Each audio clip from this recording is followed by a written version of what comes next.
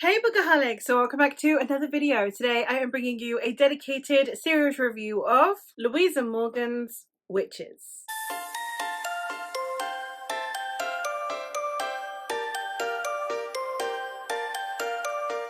The Witches books are a series of companion novels that consists of A Secret History of Witches, The Witch's Kind, The Age of Witches, and The Great Witch of Brittany. All of these books are vaguely interconnected. You'll have overlapping characters or mentions of other characters, or they simply have a similar aesthetic, and therefore ones that I would consider a series. I would consider reading them together, especially with the crossover characters, so that you can appreciate it more. But they are completely self-contained stories that do not need to be read in any particular order. The order of publication is the order in which I read them, and I think they are probably the best, just because obviously the callbacks will go back to books already written. But if one of them strikes your fancy and you like the sound of it, you could definitely read it as a standalone. The first book in publication order that we have is A Secret History of Witches. This one is a generational saga in which we are following from the 1820s all the way through to World War II. And we are following each generation as they are basically tackling with their witchy abilities and the acceptance in society that they have,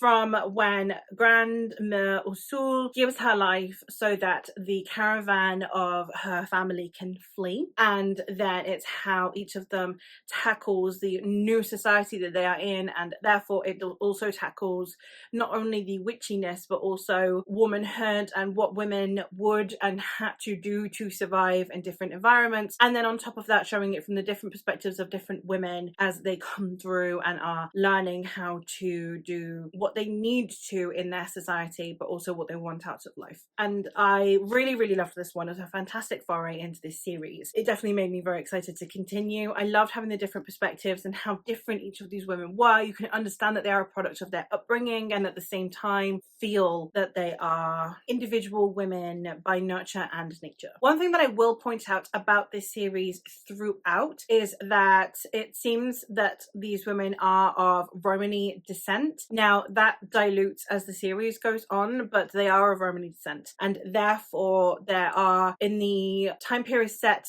historically, so further back, there are slurs, there are racial slurs. However, it is like addressed as it being a negative and it just being something that these women need to overcome. But if that is triggering to you, then I would recommend staying away from these books, because it does use it in the first and last books as far as I'm aware. The next one we have is a small town in the US, I believe, in which we have Barry Ann and her aunt Charlotte, who live together on the outskirts of this small village, and they are okay with everyone thinking them as quite peculiar because they are trying to conceal the secret of their witchcraft. However, when they encounter a abandoned baby who seems to have similar abilities to themselves, they then adopt her, and it's how they must protect her from the reappearance of Barry Ann's estranged and abusive husband. This again tackling interpersonal relationships between women and multiple generations. This one is not a generational saga. We are following it all in one timeline. It is just how the different women perceive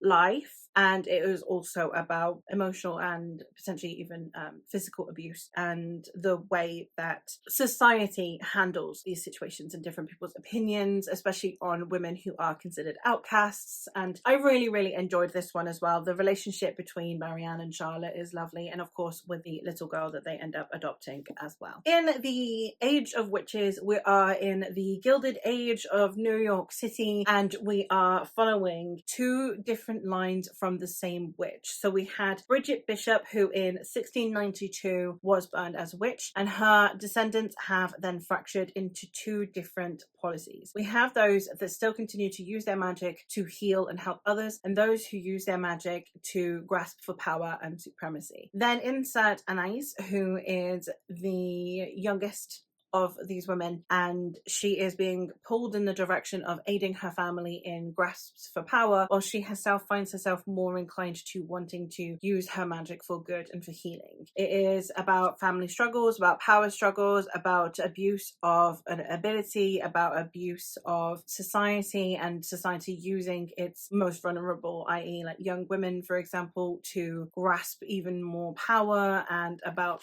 just typical socialite lifestyle in New York at this time. I really liked this one, actually. I think that it really did capture a Great Gatsby kind of essence to it, while at the same time it had that witchy folklore vibe woven in as well. I particularly enjoyed the setting and the atmosphere of this one, although I found the characters arguably a little bit less memorable maybe in this. Though Anais was the only one that particularly is memorable to me as a character, I still found the story really, really compelling and really interesting. And the very last one in the series is The Great Witch of Brittany, which is in fact a prequel, because in this one we are following Ursule Locher, who is the great-grandmother that I mentioned in the first book in A Secret History of Witches, the one that sacrifices herself so that her family can flee. And in 1741 we are following her as a young woman as she begins to unearth her powers and reignite the magic in her family line that has been laying dormant, and how she managed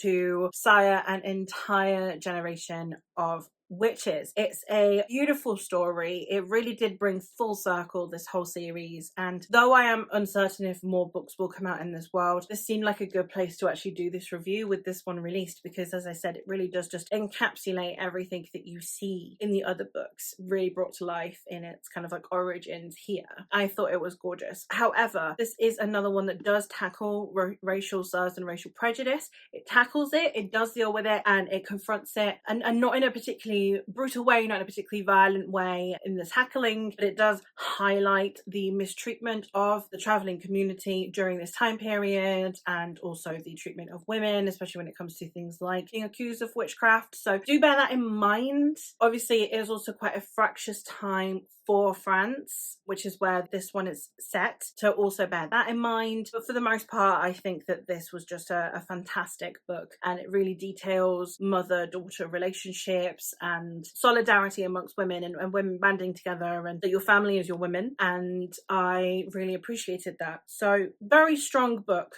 but heavy topics, and as I said, it does feature racial slurs, which I know even when dealing with racial conflicts, there are people who are okay with the subject matter but still are uncomfortable with racial slurs, which I completely understand. So do bear that in mind in here. But that is it for this series. I think it's a gorgeous series. It's just all about women standing up for women, and women banding together and reconnecting with our roots and what made us unique, and what women previously were adored for and then condemned for, and we're now reconnecting with the healing and with the understanding of ourselves and each other. Whenever I read witchy books, it just really makes me wish I had a coven. I love these kinds of books, and if you are into some witchy books, these are a lovely place to start. So that is it for this review. I hope that you have enjoyed. Thank you ever so much for watching. If you have any books that are similar in nature to this that you think that I might enjoy, do please leave the recommendations down below. That is all from me for today.